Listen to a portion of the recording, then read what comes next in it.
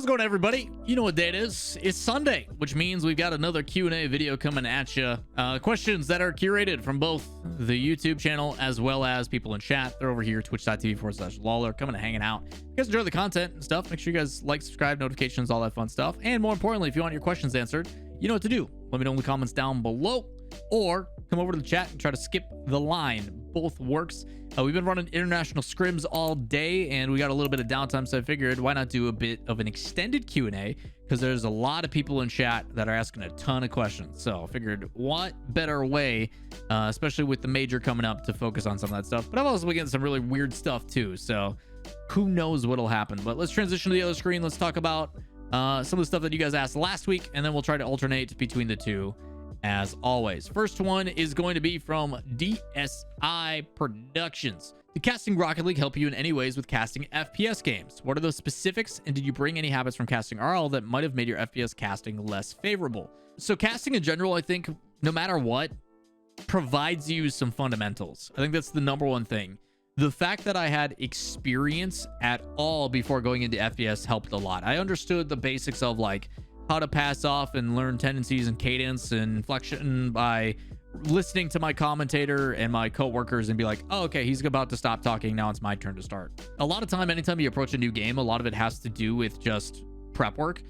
So for example, this video is being recorded on a Thursday.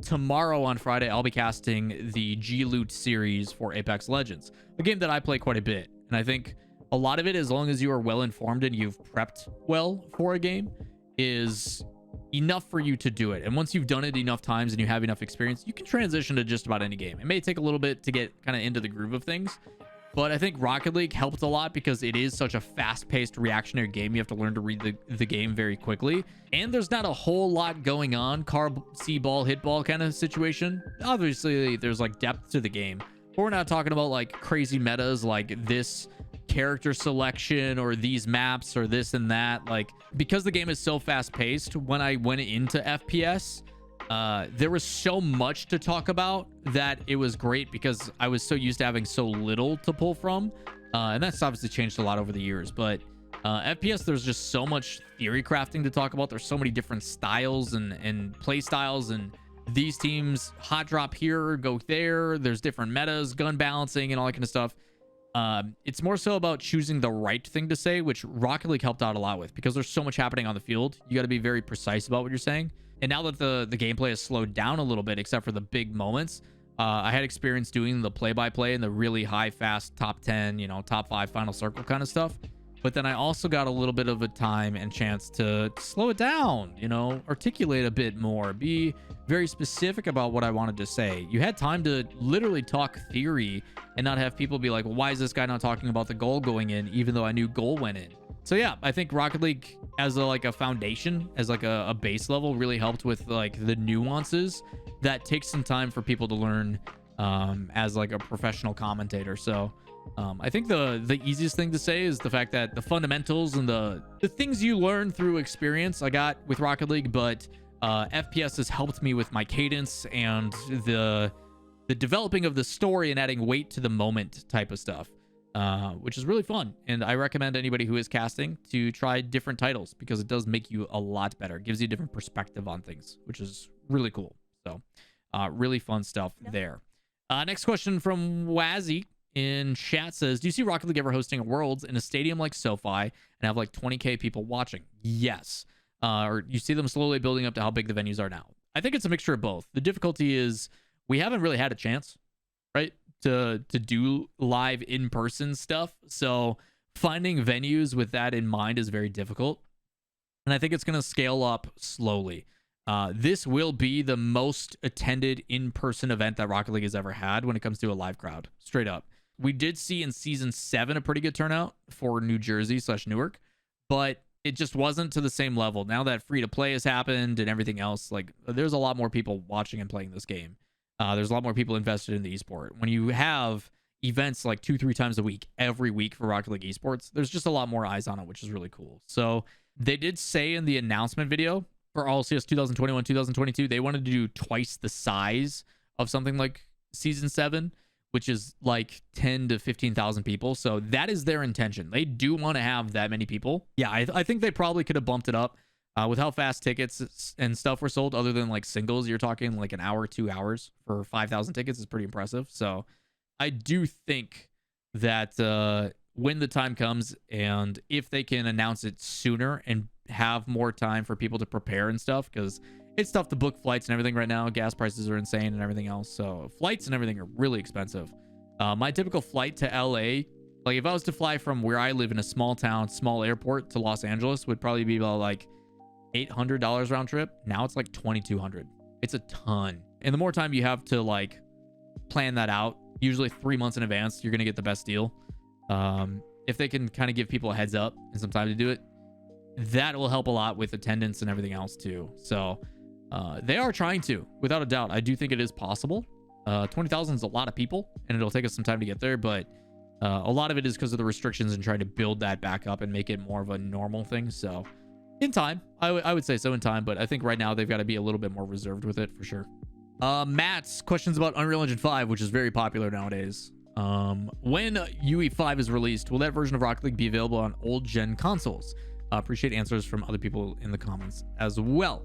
So Unreal Engine 5 is kind of this weird one because although it is a engine update, they are debating about one of two things.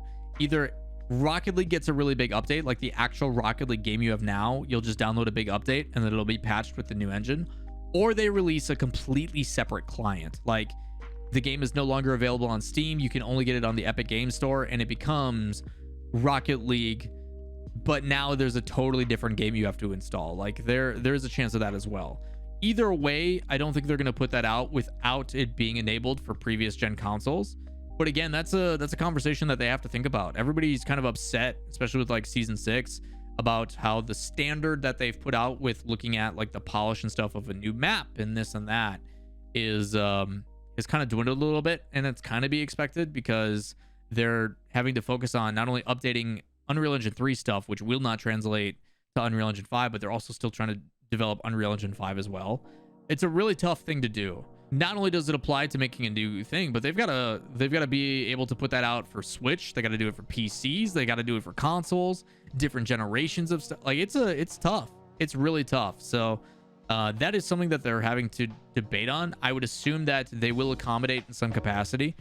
And maybe they don't. Maybe they say, hey, this is the next step. We got to move forward. And with that comes a new console. So it is definitely a concern. I think it's a good question, but I don't know the answer. I wish I did, but I'm sure it's something that they have to consider. So pretty tough, man. Pretty tough. You say Switch already gets 30 FPS with UE5, it's 15. It'll actually be the opposite. UE5 is way more optimized than UE3. It'll actually be better. It's the actual opposite. The strain that is on your PC, because we're using an outdated engine with like outdated implementation and coding and all that kind of stuff, things will run way more efficiently and look better with UE5, believe it or not. It's actually a huge jump in performance. It's actually crazy. What are your thoughts about betting on Rocket League Pro matches? Please and thank you. I will make a ton of money. Yes, give it to me. I know games like Cisco, Dota, LOL have betting on some sports betting websites. Do you think they bring in viewership? Yes. If you want to make this a very mainstream thing, betting and gambling and being able to bet on it is something that is definitely desirable. Psyonix has obviously got a stance on that, with it trying to get away from that with the E for everyone. They don't even let you talk about like alcohol or tobacco in game because it's E for everyone. But the sports betting world is obviously trying to get involved in esports. It is a very good way to make some money, and I think it is only a matter of time until people realize you can make some pretty insane money off of the esports side of things. So I wouldn't mind that. I think there's a lot of cool things in esports that you can bet on based upon like who wins the kickoff, and like they do it in the NFL. They're like, hey, who wins the initial coin flip? Things like that are all options you can bet on. So yeah, I think it's only a matter of time. And when that happens, I can tell you guys right now, my YouTube content's going to transition to that. I'm going to tell you guys who to pick, how to exploit the system. These are the rosters you need to draft, all that kind of stuff, because that is a very lucrative business, and your boy trying to get paid out here. So yeah, I think betting will come in time. How soon it'll be, 5 years, 10 years, who the heck knows? But I do think it is pretty inevitable if we see some of these long-term esports continue to stick around. Vaughn says, hey, do you think it's better for regions to funnel all of the talent to the top like what NA did before the winter split and try to get better results at the major? Or is it better for regions to be more balanced and unpredictable like EU? I think it's an oversimplification of what is going on in NA and EU. I think NA realized that EU deserves and garners a lot more respect based upon their teams and the depth that they do provide at events. And NA made some changes to try to get better. At the end of the day, if you're losing and teams are not having success at international situations, you are going to make changes in order to try to become more competitive. And you're going to see the exact same thing happen in EU, where EU right now, they have a couple select teams. Primarily, you look at Queso, BDS, and then it shifts from there. You can put Endpoint in the conversation. But you look at what happened to Semper. You look at what happened to a lot of these rosters where they just aren't where they once were. And they're going to make changes. Vitality obviously comes to mind in order to be successful again. That is the ever-evolving narrative of sports. Hey, we're not as successful. We're not the top dogs anymore. We make adjustments. We try to get better. And it is very rare that you see teams like Energy, Space Station, G2, FaZe, teams that have been towards the top for a very long time are able to stay there. So, yeah, Envy obviously going to try to. Rogue, you know, Rogue at one point was a team that was top 4 in the world at like season 6. Back when it was Kronovi, Wonder, and AJ. They were a top 4 team at the world event. Falling off, trying to find new talent, trying to develop new stuff. I don't think it's going to go well if they keep giving away their best player. First killer, hopefully not Aqua this time around, but those adjustments are things that are always going to happen. You are always trying to bring in new talent and try to be successful, and that comes with a cost and a price, and these players are not cheap. So I don't know if there's a perfect way to answer that. I don't know if that is, hey, put all the good players at the top in the same teams or spread it out a little bit. I don't know if there's a good answer, but that's also the exciting thing to watch that develop based on NA, EU, how they're going about it. Some may also argue that EU just has more players to pick from that are at that talent. I also just think the French buff is a little OP, although UK talent and stuff is doing really good now too. So I kind of have a null answer for you, man. I think that's just sports in general. If your team's struggling, you reassess, you bring in better talent, you entice them with a good juicy contract, and you hope your team can make that adjustment again. More than just as a region, but as an individual team. So pretty cool stuff. Pedro, this is kind of a big picture one. Based upon the community update that Psyonix just released a few weeks ago, do you think Rocket League is taking the right course? So primarily with Rocket League, obviously I'm one of their harshest critics as someone who was directly involved and is now seeing it from a third party. I have a little bit more insight than the general person, and some people see that as a bias or animosity or any of that kind of stuff, but I can tell you guys right now, I talk with Psyonix probably on a weekly, bi-weekly basis. I talk to their esports staff all the time. There's a lot of information that I've been informed of, not even by them, but by some of my sources and stuff like that. And people see criticism and holding them to a higher regard as like that animosity. So as someone that has seen and taken that position, a lot of people think it's a biased outlook, but I can say wholeheartedly what they are doing right now is difficult. Everybody has been kind of accustomed to the I want it now kind of gimme mentality. Not saying it's like the Zoomer generation's fault, but the entitlement almost to an extent, because everything has been just shoved right in front of your face because you have a cellular device, right? Like people can get anything they want immediately. And I think people need to take a step back and understand that this stuff takes a long time. They are completely rebuilding the game from the ground up because they have to go to a new engine, and that doesn't transfer.